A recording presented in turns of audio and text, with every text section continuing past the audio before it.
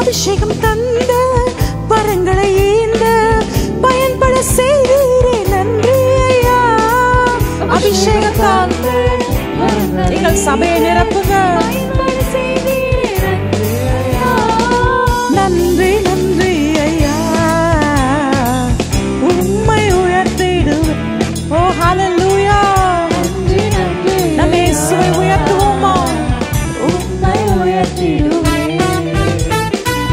இதுவரை நடத்தி குறைவின்றி காத்த மகிழ்வை தந்தி